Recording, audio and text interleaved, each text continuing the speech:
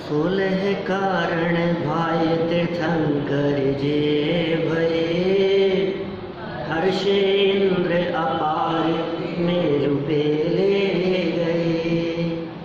पूजा करि निज धन्य लख्यो बहु चाव सो, हम षोडश कारण भावे भाव सो। हम षोडश कारण भावे भाव सो। हम षोडश कारण भावे भाव सो। भाव सहित 16 कारण पर्व मनाने की यहाँ चर्चा की गई है। 16 कारण भावनाओं की चर्चा विगत अनेक दिनों से हम कर रहे हैं। एक एक भावना बहुत मार्मिक है और भावना भवनाशिनी, जाकी जैसी भावना सोते सो फल पाए। जिसकी जैसी भावना होती है वो वैसा फल प्राप्त करता है। आपकी कैसी भावना है? आप क्या चाहते हैं लाइफ में? मैंने कहा जो जीव तीर्थंकर कर्म प्रकृति बांधना चाहते हो उन्हें तीर्थंकर कर्म प्रकृति नहीं बंधती, लेकिन जिनकी भावना जगत में सर्व जीवों के कल्याण की होती है उन्हें स्वयं ही ऐसी कर्म प्रकृतियां बंधती है कि उनके माध्यम से जगत में धर्म तीर्थ का प्रवर्तन होता है। लगभग क्यों 11 भावनाओं की चर्चा हम यहाँ कर चुके हैं, है ना। आज 12वीं भावना की चर्चा करनी है। उम्मीद करता हूँ कि नाम आप लोगों को याद हो गए होंगे, नहीं तो कर लेवे। पहली भावना दर्शन विशुद्धि, फिर शील प्रतिष्वणतिचार, अभीक्ष्ण ज्ञान उपयोग, संवेग, शक्तितः त्याग, शक्तितः तप, साधु समाधि, वैयावृत्ति, अरहंत भक्ति और आचार्य भक्ति। 11 हो गई। आज 12वीं भक्ति का नाम है बहुश्रुत भक्ति। बहुश्रुत, श्रुत माने होता है शास्त्र, बहु मतलब बहुत सारे। तो बहुश्रुत भक्ति, बहुत शास्त्रों की भक्ति, जिनवाणी की भक्ति, ऐसा नहीं है। लेकिन बात तो ऐसी लगती है, बहुश्रुत भक्ति माने जिनवाणी की भक्ति की चर्चा होगी, बहुश्रुत। लेकिन नहीं, क्योंकि पीछे आचार्यों की भक्ति की बात कही थी, इसलिए आचार्यों के उपरांत अब उपाध्यायों की भक्ति की बात करते। कौन है बहुश्रुतवंत? आप जानते हैं, उपाध्याय परमेष्ठी का एक नाम है पाठक। पाठक माने पढ़ने पढ़ाने के अधिकारी। कल हमने कही थी आचार्य भक्ति के संदर्भ में आपसे कि आचार्यों का काम संघ में प्रिंसिपल जैसा होता है, प्राचार्य जैसा होता है। संघ के नायक होते हैं ना, पढ़ाते भी हैं और एडमिनिस्ट्रेशन का काम भी देखते हैं, संघ संचालन का काम भी देखते हैं। लेकिन उपाध्यायों की जिम्मेदारी संघ संचालन की नहीं है। उपाध्याय संघ में पठन पाठन के अधिकारी होते हैं। इनका काम दीक्षा आदि देने का नहीं है, प्रायश्चित देने का नहीं है, लेकिन पढ़ाने का काम इनका है।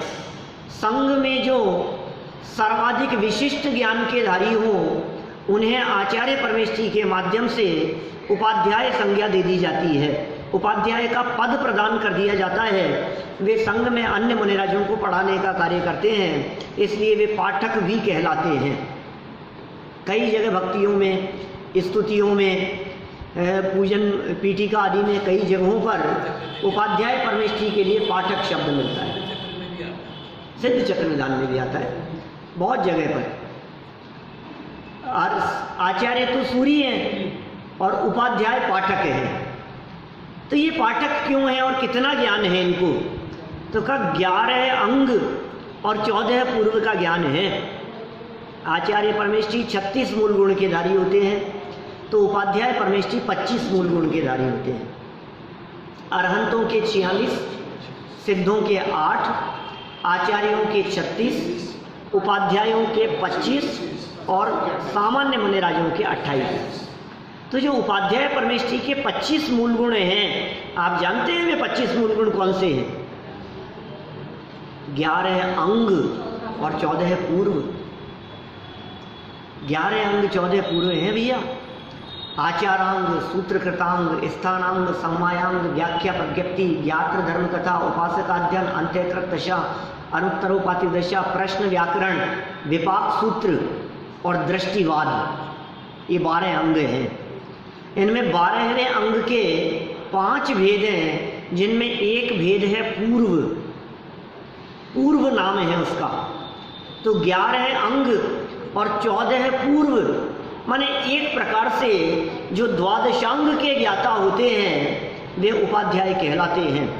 ये साहब इसका मतलब तो ये हो गया कि आचार्य भद्रबाहु के पश्चात द्वादशांग के ज्ञाता जब हुए ही नहीं तो फिर कोई उपाध्याय भी नहीं हुए होंगे कि नहीं भाई? ये तो 11 अंग 14 पूर्व की बात तो विशेष रूप से कही है, लेकिन उपाध्यायों का अर्थ ऐसा समझना चाहिए जिन्हें इस द्वादशांग जनवाणी के लगभग सभी महत्वपूर्ण विषयों का ज्ञान हो। उसका भाव क्या होगा उसका? जिन्हें अध्यात्म का भी ज्ञान है, जिन्हें न्याय का भी ज्ञान है, जिन्हें व्याकरण का भी ज्ञान है, जिन्हें प्रथमानुयोग का भी ज्ञान है, जिन्हें कर्म सिद्धांत का भी ज्ञान है, जिन्हें जैन ज्योग्राफी, जैन भूगोल का भी ज्ञान है, माने सर्व प्रकार के जनागम के विषयों में जो पारंगत हैं, ऐसी विशेषता होने के कारण आचार्य परमेष्ठी द्वारा जिन्हें संघ में एक विशिष्ट पद प्रदान किया गया है वे उपाध्याय हैं। श्रुत की आराधना करने वाले हैं, ज्ञान की आराधना करने वाले हैं। ज्ञान ज्ञान ज्ञान ज्ञान की अपने आप में एक अद्भुत महिमा है। अवीक्षण ज्ञानोपयोग के दिन भी हमने ज्ञान की महिमा के संदर्भ में आपसे थोड़ी बहुत चर्चा की थी। आज तो यहाँ संपूर्ण श्रुत के ज्ञाता, ऐसे श्रुत ज्ञान के धारी, विशिष्ट श्रुत ज्ञान के धारी उपाध्याय परमेष्ठियों की भक्ति कैसे होगी? उनकी भक्ति कैसे करें? इस भक्ति का नाम क्या है? बहुश्रुत भक्ति। प्रकारांतर से नाम उपाध्यायों की भक्ति, लेकिन नाम का बहुश्रुत भक्ति। कैसे होगी बहुश्रुत भक्ति? कैसे की जाती है? आप जानते हैं जो जैसे होते हैं उनकी भक्ति और उनकी पूजा, उनकी आराधना उसी तरह से की जाती है। जैसे गंगा की पूजा करते समय गंगा के जल से करते हैं क्या? सूर्य की पूजा दीपक से भी करते हैं क्या? माने जो जैसा होता है उसकी भक्ति उसी तरह से की जाती है। जो बहुत वैभव संपन्न होते हैं ना, उन लोगों के लिए भेंट में भी आप वैसा ही कीमती तोहफा ले जाना चाहते हैं। जो जैसे होते हैं उनके साथ में उसी तरह का व्यवहार किया जाता है।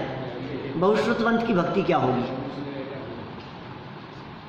पढ़ना, स्वाध्याय करना, उनके बताए हुए मार्ग पर चलना। उनका बताया हुआ मार्ग क्या है? कि उनके द्वारा लिखे गए जो ग्रंथ हैं, उनके द्वारा बतलाए गए जो शास्त्र हैं, और जिस ज्ञान के अभ्यास में वे मुनिराज स्वयं लगे हुए हैं। मुनिराजों की यही तो मुख्य काम है, ध्यान और अध्ययन। मुनिराजों के 2 मुख्य काम हैं, ध्यान और अध्ययन। बाकी कार्य तो गौण हैं। आहार भी होता है, विहार भी होता है, निहार आदि के लिए भी जाते हैं। ये सब छोटे छोटे, इनमें कोई दम नहीं है। मुख्य काम क्या है?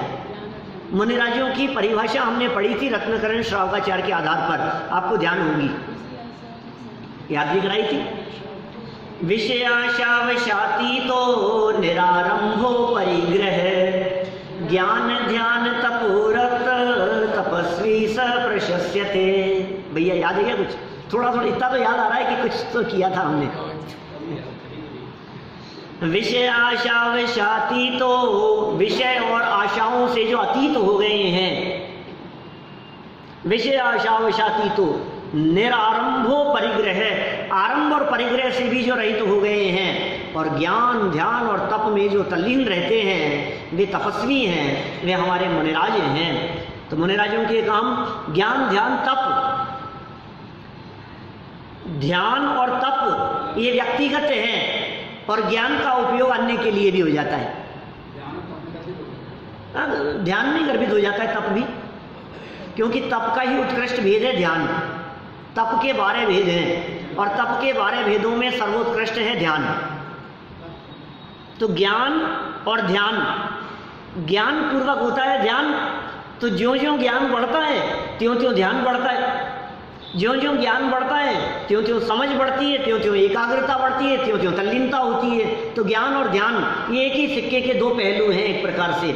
यहाँ बहुश्रुतवंत के संदर्भ में कह रहे हैं भाई साहब कैसे भक्ति करोगे इनकी, खूब पढ़ो, खूब अभ्यास करो, चिंतन मनन करो, क्योंकि ये ज्ञान वो चीज है जो भव समुद्र से पार होने का किनारा प्रदान करती है।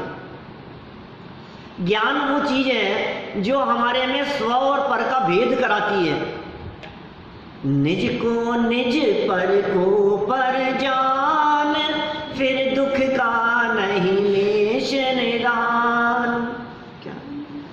निज को निज पर को पर जान, फिर दुख का नहीं लेश निदान। और निज को पर को निज मान, फिर सुख का नहीं लेश निशान। क्या आज तक क्या होता रहा है, निज को पर माना है और पर को निज माना है। अपने आप को कैसा माना, शरीर वाला, और जो पर पदार्थ थे उन्हें माना कि यही मैं हूं। शरीर को मैं मानता हूं और अपने आप को शरीर मानता हूं, तो फिर क्या होता है, फिर सुख का नहीं, फिर लेश मात्र भी सुख मिलने वाला नहीं है। ये बहुत प्रकार के श्रुत के ज्ञाता हैं, ये श्रुताभ्यासी। देखो हम यहाँ पढ़ते हैं लाइनें, ऊपर की सभी लाइनें आप लोगों को स्पष्ट हो गई होगी। आज और पढ़ लेते हैं, संभवतः कल परसों न पढ़ पाए, पढ़े ऊपर से। दर्श विशुद्धि धरे जो कोई, विनय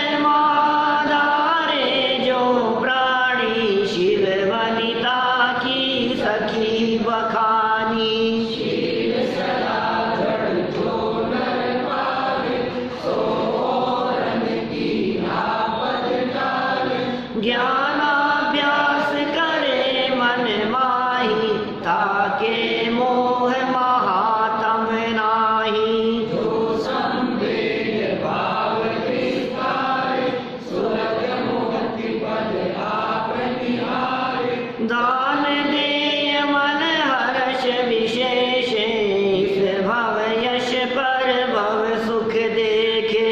जो तप तपे तपे अभिलाषा, चूरे कर्म शिखर गुरुवास। साधु समाधि सदा मन लावे, तिहु जग भोग भोगी शिव जावे। निश दिन मैया व्रत करैया, सो निश्चय भवदीर करैया। जो अरहंत भक्ति मन आने, सो जन विषय कषाय न जाने। जो आचार्य भक्ति करे, सो निर्मल आचार्य करे। बहुश्रुतवंत भक्ति जो करे, सो नर संपूर्ण श्रुत धरई। क्या कह रहे हैं, यहाँ बहुश्रुतवंत की चर्चा की है और नीचे चर्चा की है प्रवचन भक्ति की। आप जानते हैं क्या अंतर है दोनों में? बहुश्रुतवंत भक्ति, बहुश्रुत भक्ति है इसका नाम, लेकिन शब्द क्या दिया, बहुश्रुतवंत। भावना का नाम क्या है, बहुश्रुत भक्ति, लेकिन शब्द क्या दिया, बहुश्रुतवंत भक्ति। इसका मतलब उपाध्यायों की भक्ति। श्रुत शब्द होते हुए भी श्रुत भक्ति नहीं है। और नीचे का है प्रवचन भक्ति, वहां जिनवाणी की भक्ति की चर्चा की। यहाँ उपाध्याय की भक्ति की चर्चा की है, नीचे जिनवाणी की भक्ति की चर्चा करेंगे। जो करे, जो इनकी भक्ति करता है। अब एक लाइन में क्या निष्कर्ष दे सकते थे बतलाओ? सारे द्वादशांग का ज्ञान जिनके अंदर है, उनकी महिमा एक लाइन में कहनी हो तो क्या कहें भाई? उनकी महिमा भी बतानी है और उनसे होने वाला लाभ भी बताना है, और एक लाइन है हमारे पास, ध्यानत राय जी के पास में। क्या करते? कहते सो नर संपूर्ण श्रुत धरई, जिसके हृदय में ज्ञान की आराधना करने का भाव है, जिसके हृदय में ज्ञानियों के प्रति भक्ति है, जिनके हृदय में उपाध्यायों के प्रति बहुमान का भाव है, वो व्यक्ति एक दिन अल्पकाल में ही संपूर्ण श्रुत को धारण करने वाला होगा। सुनो, एक उसकी भक्ति थी, ग्वाले की भक्ति। क्या किया उस ग्वाले ने? सिर्फ इतनी भावना, श्रुत के प्रति बहुमान का भाव, और यह श्रुत जो श्रुत के पढ़ने योग्य हैं उन्हें प्रदान करने का भाव उसके मन में आया, और इतने भाव मात्र से, इतने से भेंट मात्र से वो ग्वाला आचार्य कुंद कुंद बना।